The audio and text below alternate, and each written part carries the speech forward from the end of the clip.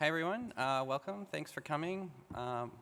Thanks for those of you who read all the way through the title and still came. My name is Jonathan. I'm a software engineer on the Google Doodle team, and we're here to talk about how we built our first big multiplayer game, the 2018 Halloween Doodle. And there we go. OK. So we've divided our story into 3 parts. I'm going to give you some background and talk about how we approach the design process. Then Joseph's going to talk about designing the open matchmaker. And then Brian is going to talk about how we scaled up and launched our production backends. So Doodles, who are we and what are we talking about? Our job is basically to use technology to make Google fun, to surprise and delight our users. When we talk about doodles, we mean this: the illustrations, animations, and games that replace the Google logo to celebrate notable people, events, and holidays. Here are a few examples of ways we've explored web technology in the past. Our first game was Pac-Man in 2010. It's still one of our most popular, nothing like peaking early. In 2012, we built a synthesizer to celebrate Robert Moog using the then new Web Audio API. People can make 4-track recordings and share them with their friends. In 2016, we decided to try mobile development. To celebrate the Olympics, we built a series of sports mini-games into the Google app on Android and iOS. So that brings us to Halloween 2018, which is the subject of this talk. For this doodle, we decided to tackle a new challenge: multiplayer. The whole world searches on Google every day. What if we could give all those people a fun way to interact with each other? So right off the bat, we had a few problems to deal with. First off, we're not multiplayer game developers. All of our previous games ran entirely in the user's browser. We don't know how to build and run a fleet of game servers, and we don't have any experience with cloud platforms. That's unfortunate because we have a lot of users, and we're going to need a lot of servers. Also, most of our users aren't gamers, or at least they didn't come to play. They came to search. And finally, we're a very small team. How are we possibly going to pull off such a big project? Well, we did it anyway. We ran for 2 days in 62 countries, and we got 100 million players. So how did we get there? First thing we had to learn was how to do multiplayer at all. So we had a hackathon to see what we could do in a week. We ended up with this tank combat capture the flag game. We had a playtest at the end of the week, and we knew we had something when people started shouting at each other across the room. So now we had some idea how to do multiplayer, and we needed to focus on the second problem, which is how to design for our audience. Our target demographic is everyone who uses the internet, which is pretty broad. We generally go for cute art styles and try to find simple mechanics that are fun for everyone. And the way we do that is through a process of rapid prototyping and frequent playtests. Here's a couple of the prototypes that didn't make the cut. So what does that mean for our multiplayer doodle? Because our users didn't necessarily come seeking a game, we wanted to get them in and out as quickly as possible. We also wanted to avoid direct user-to-user interactions for a couple reasons. First, PvP is not really on brand for us. Remember, this whole game is basically a glorified corporate logo. So second, we wanted a mechanic that wouldn't be frustrating for people on slow, unreliable, or high latency networks. Finally, we wanted to keep the backends as simple as possible, both because of the massive scale and because this was our first time trying this. The project was ambitious enough already. So these considerations led us to make some technical decisions which shaped the design of the game. We'd have a short but exciting matches with relatively few players, but massive numbers of them using highly parallelizable game server instances. We'd keep matchmaking complexity to a minimum. We just wanted players to play on the closest servers to keep latency down. And we could rely on the cloud load balancer to handle that for us. We didn't need fancy skill-based matchmaking or stat keeping, since it's a super casual game, and it's only live for 2 days anyway. Game server instances could be short-lived, since there's no player progression or stateful world. We could create and destroy servers as needed to meet player demand. Our first prototype architecture was as simple as we could possibly make it. We used Node.js for our game server so that we could write everything in JavaScript and share code between client and server. Communications were handled by WebSockets. And we kept the client as simple as possible. It sent player input to the server and rendered server updates as they arrived. All game logic happened on the server. At this point, we had a working prototype, but it started to become apparent that our system didn't scale well past about one developer. We were running game servers by SSHing into a cloud VM and running Node on the command line. Each developer manually managed their own single VM, and we had no automation or configuration or maintenance, and no easy way to scale up to more servers. So we need to figure out how to do it for real. We started researching the Google Cloud Platform. Mark Mandel, who you'll hear from if you come back for the next talk, introduced us to Kubernetes via his blog series, Scaling Dedicated Game Servers with Kubernetes. Kubernetes would solve several problems. It would give us an easy way to configure, manage, and scale our game servers, and it would also help with the development process. Once we had containerized the game servers, we could easily run the same containers locally and in the cloud, which brought our development environment much closer to production. This allowed us to separate backend infrastructure development from development of the game itself. So here's what things look like once we had converted to Kubernetes. Game clients connect to a matchmaker. This is not yet OpenMatch. It's just a very basic node server that keeps a queue of clients in memory. When enough clients are queued to form a match, the matchmaker uses the Kubernetes API to launch a new game server. The clients then connect directly to the game server and they play. When the match is over, the game server shuts itself down. So this architecture was good enough to let us scale up and to begin load testing. This allowed us to begin to estimate the resources we'd need for our full-scale production and to answer a very important question. Can we actually afford to do this launch at all? It also let us begin doing some debugging of client and server behavior at scale, making sure the system behaved well in the face of client disconnects and reconnects, clients who went through matchmaking but never connected to the game servers, clients on bad networks, all the fun stuff that happens in the real world. So things were starting to look good, but we still had a lot of questions, and we knew our homespun matchmaker couldn't scale, so we called in the professionals.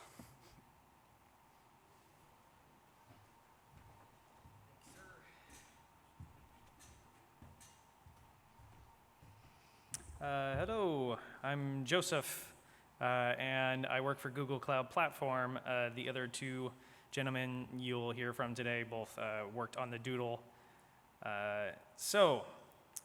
Google is working with the games industry. We're focused on helping developers succeed, and cloud is really at the center of those efforts. We want to help you create great games, connect with players globally, and scale your business. So we're working with all the other Google teams to try and bring that vision to life. So in 2016, the Doodle team first approached us with this idea of we want to make a multiplayer game.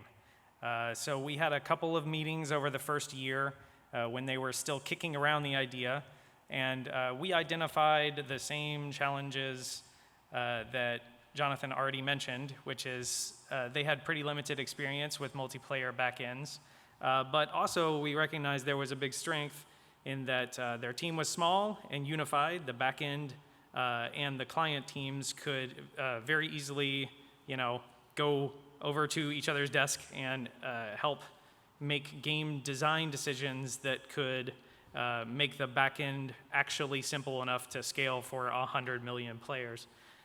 So in the end, they had a very simplified scope, which made it feel like it was going to be possible to build this, even with a limited runway and a small team. So the Doodle team was going to be responsible for the game client and the game servers for hosting the multiplayer sessions.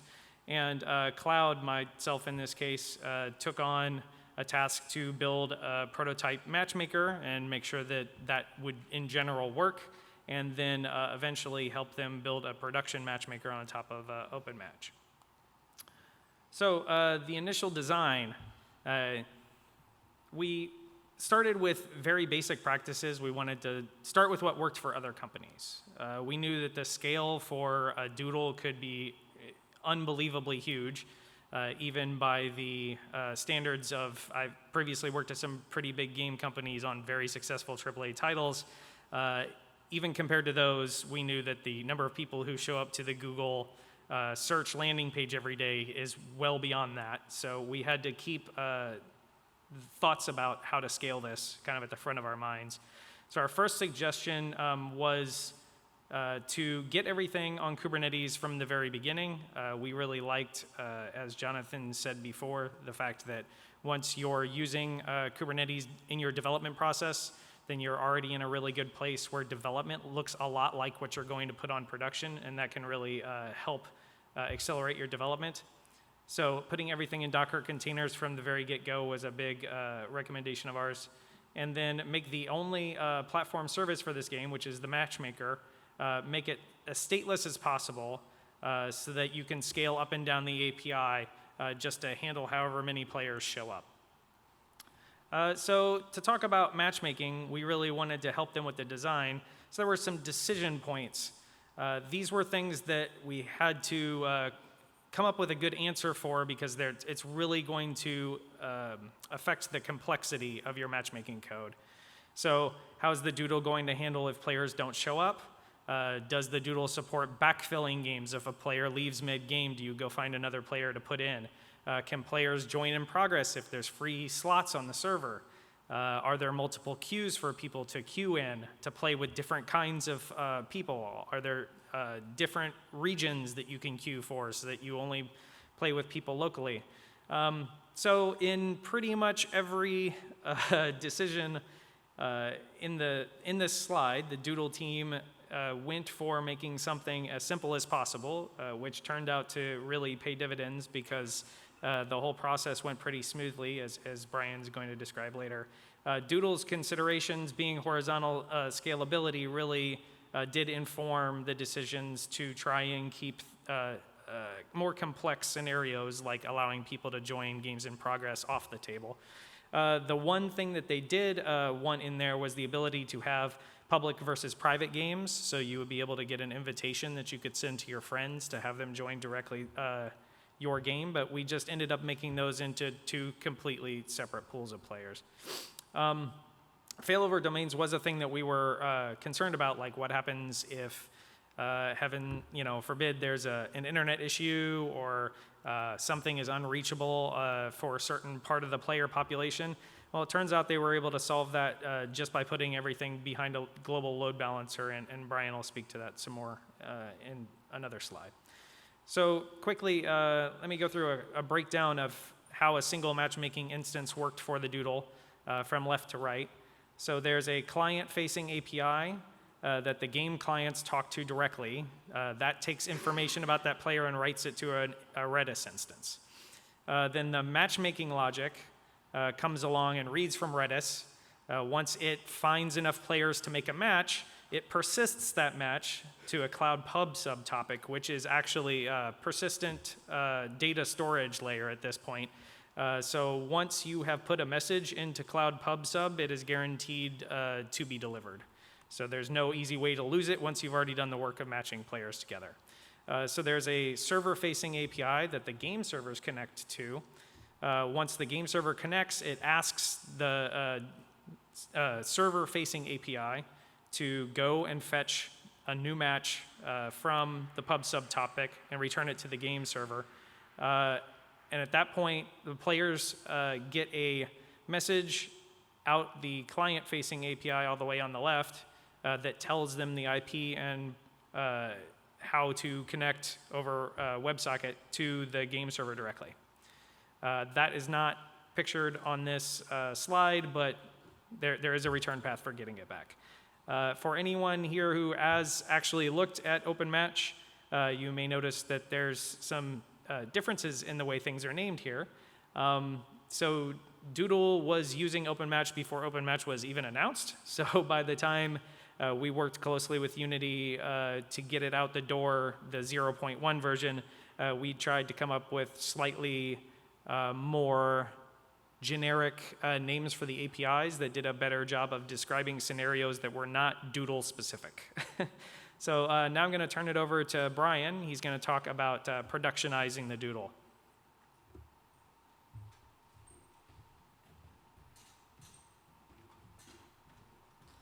All right, thanks, Joe. So I'm Brian Murray. I'm a software engineer on the Doodle team, and I was the lead backend engineer for the Halloween Doodle. So first, some unique challenges we had to face along the way. With Doodles, we don't have the luxury of a soft launch where we can gradually increase traffic over time. We basically have to go from 0 traffic to all of Google search instantaneously, which turns out to be difficult. And since we run Doodles on Google.com, any downtime would be really bad. It could put the project in jeopardy because we can't exactly just move Halloween back a couple days. But luckily, we only had to keep this thing alive for 48 hours. So unlike most game developers who have to support a project for months or years, we only had to stay awake for 2 days. So I'll just briefly run through our backend infrastructure. You may remember a similar diagram from earlier. This is what we started with. Then we met Joe. He built us a matchmaker. And this is essentially what the inside of our clusters looked like at launch. When we needed to scale up capacity, we picked regions around the globe to start clusters in. We connected them to Cloud's global load balancer. And then we just let it balance the traffic geographically. We didn't have any custom logic for routing people to different regions. And when we needed to scale it further, we just added more clusters. So here we have a list of all of the tools and technology that we use to develop the backends. As you can see here, everything that we used is available externally. There's no Google-specific internal magic behind the scenes, and even the way we interacted with Cloud was very similar to how an external customer would have interacted with them. So go a little bit into our development process for those that are interested. We separated our development into 2 GCP projects, one for production, one for development. And we kept all of the resources separate between these projects, which ensured that anything we were doing in development wouldn't suddenly break production. And within our development project, we had our own clusters for development. So I had a cluster, Jonathan had a cluster, we had a cluster for load testing. And it was really important that we had no special configuration for these. They were basically production clusters, but we wanted to make sure that behavior in these clusters was as close to prod as possible. And finally, we wanted to make the process of creating and destroying them really easy. Because when you end up in a weird state after hours of debugging, the last thing you want to do is to have to figure out, how do I fix this in real time? It's nice to be able to just throw everything away and start from scratch. So we wrote a couple of scripts to make this process easy. Okay, so we have a game, we have a plan for how to scale things. How do we actually figure out how many servers we need? So in our case, we knew roughly how much traffic to expect by looking at numbers from previous Doodles. We knew how long our games were, and if we combined these two, we could use some basic math to estimate how many people would be connected at a given time. So we did that, we extrapolated a little bit, and we came up with an initial estimate. We knew our numbers wouldn't be perfect, but we just hoped that they would be close enough just to get a rough idea of how much traffic to expect. Okay, so now we have our initial estimate. We need to figure out if we can actually handle that much traffic. So we wrote a custom client, a headless client, to simulate the process of connecting to the matchmaker, joining into a game, playing through it, and then disconnecting. And then when we wanted to run load tests, we just started a bunch of these in a Kubernetes job, pointed it at our load test cluster, and then let them run wild. And our strategy throughout this whole process was to start really small, only scale up when we were confident that the system could handle a given amount of traffic. So here we have a quick example. We have 10 clients per second pointed at a cluster here. When we're confident that it can handle that much traffic, we scale that up to 20. Looks good at 20, so we go to 30. And then in this example, we notice that at 30 clients per second, our matchmaker starts having issues. So let's say our CPU usage is spiking. We investigate. We decide that we just need more matchmakers, so we add more. We rerun our tests. We make sure that it's stable. And if everything looks good, we carry on. And then occasionally we would run longer tests because there are certain things that you can only figure out after maybe 10 or 12 hours of load that you wouldn't be able to see in an hour test. So we would run tests for 12 hours or 24 hours to verify that these issues weren't happening. And finally, since our estimates initially were pretty rough, we wanted to make sure that we ran load tests well above our peak traffic numbers, our expected peak traffic numbers. And so in our case, we scaled up our load tests to double what we expected at peak traffic. and that basically gave us an idea of what would happen if the Doodle went viral. Okay, so we're ready for production. At this point, we set up monitoring and alerting so that we can have some visibility into how the launch is going. We switched from running Redis internally in our clusters to using Cloud Memory Store, and that provided us better guarantees of reliability. It gave us people we could talk to if issues came up. And then we also worked with Cloud Professional Services to come up with a launch plan. They helped us with stuff like capacity planning, reserving resources, setting up on-call rotations, that kind of stuff. Okay, launch time. Time to turn everything on and hope for the best. So we wanted to spin up our clusters far enough ahead of time to ensure that they were stable before the Doodle actually went live. On the other hand, we didn't want to give too much lead time because running 36,000 CPUs doing nothing is kind of expensive. Since we were only running for 2 days, we gave ourselves about 3 hours to ramp everything up. I would have liked to have maybe 4 or 5, but it was almost enough. From there, we just kept a close eye on Stackdriver, and if any metrics came up that we hadn't planned on, Stackdriver allowed us to create dashboards for those in real time, which was really nice. We worked with Cloud Professional Services to fix any issues as they arose, and as I mentioned earlier, we scaled our load tests up to double our expected peak traffic. While our average load ended up being about double what we expected, so it was really valuable to have seen how the system dealt with this amount of traffic beforehand, as opposed to having to deal with that for the first time on launch day. We had to add a couple more clusters to compensate. Luckily, though, the process for spinning those up only took about 15 minutes, and so it ended up not being that big of a deal, and we were able to do that without any downtime. And other than that, the launch went pretty smoothly. So, just a quick summary to wrap things up. Our backend and front-end engineers worked very closely together, and that fact was very valuable because the close communication helped us avoid a lot of design churn, and it kept our final designs simple. I know this is a cloud-sponsored talk, but as a team that doesn't normally think about cloud at all or work with cloud at all, we found it a really solid base for this type of project. We never had to manage any VMs, migrate services, deal with downtime, and the cloud documentation made Kubernetes surprisingly easy to learn.